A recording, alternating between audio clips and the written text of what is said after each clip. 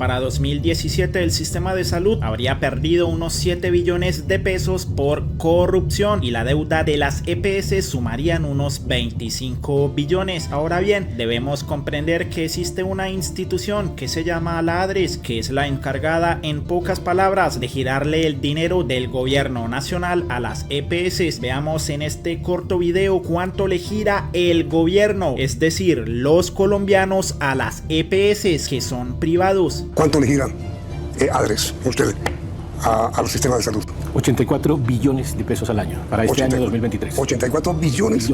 84 billones. ¿Y cuál es la fuente? 84 billones. 84. Las EPS son instituciones privadas, es decir, que tienen dueños particulares, y el gobierno, un ente público, le gira dineros públicos, nuestro dinero, para que estos privados supuestamente lo administren y así nos presten el servicio de salud. Tengamos en cuenta que las EPS no le prestan directamente a usted el servicio, sino que a usted lo atienden en clínicas y hospitales. Por eso, cuando escucha que las EPS son intermediarias, esto quiere decir que las EPS le giran a las clínicas y hospitales para que lo atiendan, pero este dinero viene del gobierno nacional. Por eso, cuando alguien le diga que van a estatizar la salud, sepa que la salud ya es estatal, pues el dinero sale de nuestro bolsillo y se lo damos a las EPS. El problema, como lo vimos al principio de este video, es que las EPS sí reciben el dinero, pero no le pagan a las clínicas y hospitales. Por eso lo más común es que usted siempre encuentre titulares como estos: EPS acumulan deudas por 23 billones, con nueva EPS liderando el déficit, pero puede que en otros medios se encuentre con que la cifra es de 11 billones o una cifra totalmente diferente. Lo importante es tener en cuenta que la deuda es billonaria, tanto que es difícil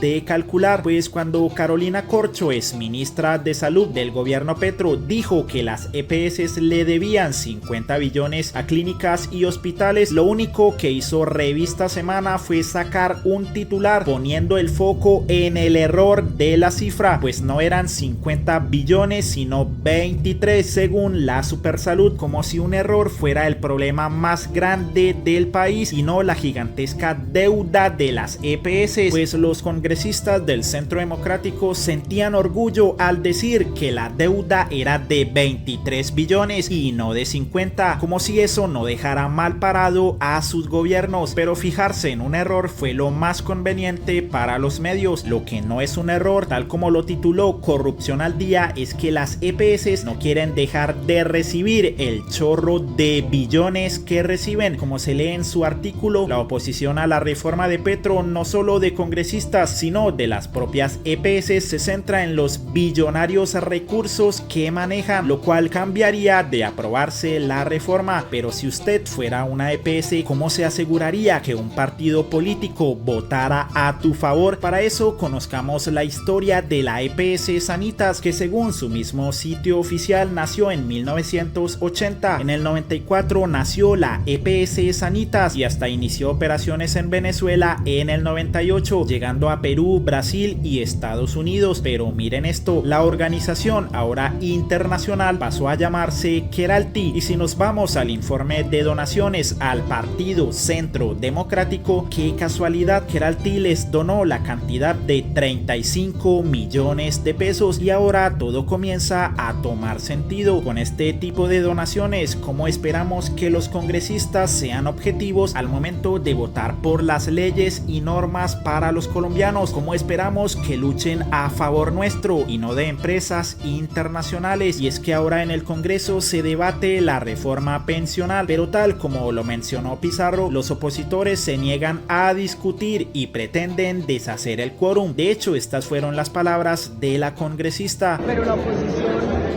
pues por supuesto tiene que hacer su trabajo como oposición. Ahora recuerden que cuando nosotros éramos oposición, aquí estábamos para votar que no, pero nunca impusimos una operación tortuga a las políticas que el gobierno quería desarrollar. Ellos tendrán que asumir las consecuencias y darle la cara al país. Pero la senadora Paloma Valencia, con cara muy sonriente, salió a decir que lograron hundir el quórum para detener la discusión sobre la reforma pensional. Es decir, que en vez de presentar con argumentos cambiando su postura, se salieron del establecimiento. Nuevamente volvemos a tener éxito con nuestra estrategia de levantar el quórum. 0 y van 2.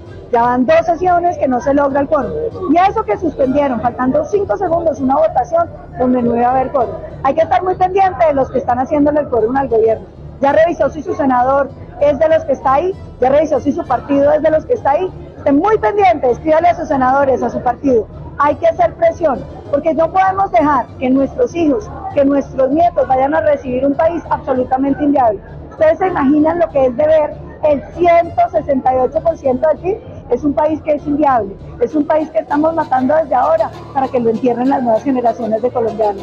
Hay que ser responsables con el futuro de Colombia, de nuestros jóvenes y de los colombianos que están por venir. Firmes en la lucha contra esta reforma. Lo extraño es que en el Congreso no debate, pero en las redes explica de sobra sus posturas. Tal vez sea porque enviar un mensaje en redes es más fácil que debatirlo. Lo peor es que uno de los argumentos que encontramos de esta senadora fue decir que lo que el gobierno quiere, por ejemplo, con la reforma a la salud, es ponerle agua, electricidad y saneamiento básico a los habitantes de La Guajira, y que entonces ¿para qué la reforma si esto le corresponde a otros ministerios? Usted pretende que el sistema de salud solucione lo que debieran estar solucionando todos los demás ministerios, senador Chacón. El Ministerio de Vivienda y de Aguas pues debiera estar poniendo el agua potable, porque muchos de los determinantes de la salud que usted clasifica como preventiva son el acceso a los servicios públicos, a la alimentación. Esos no son los determinantes de salud, esa es la salud preventiva. El agua potable, la electricidad, el saneamiento básico, todos esos servicios públicos son determinantes de salud. Entonces decir que el sistema de salud tiene que encargarse de solucionar los problemas, que para eso hay otros ministerios, pues yo no termino de entenderlo, señor ministro. Lo raro es que cuando el gobierno Petro quiso hacer esto por La Guajira, Paloma Valencia salió con estas. Estamos muy contentos de que la Corte Constitucional haya cogido los argumentos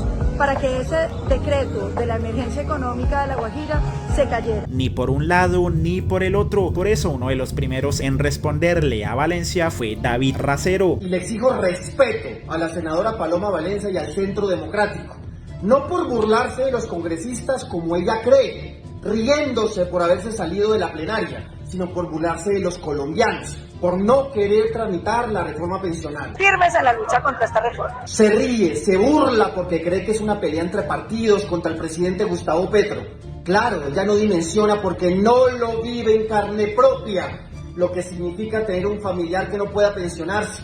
No le duele a aquellos viejitos que están vendiendo bonais en las esquinas, a aquellos que se están muriendo de hambre pidiendo plata. No le duele, como a la mayoría de las familias colombianas, que tienen a su padre, a su madre, a sus abuelos, que se murieron, que se mataron trabajando y que no reciben un solo peso. Ella, que vive de una familia que tiene todas las comodidades, que ella sabe que se va a pensionar y que se va a pensionar muy bien. Indolente, ella, Paloma Valencia y el Centro Democrático, indolentes, indiferentes con los adultos mayores, con los viejos de este país. Esa es la oposición que practican. No les interesa Colombia, no les interesan las familias colombianas, simplemente salirse, burlarse y reírse de nosotros. Y Generus Uga le dijo: así es el éxito de la derecha, huir de los debates, no votar, sino acabar con todo mucho antes, dañando el quórum. Esta es la derecha a la que pertenecen una parranda de hijos a los que les pagamos por seguirse cagando en Colombia. Dan asco.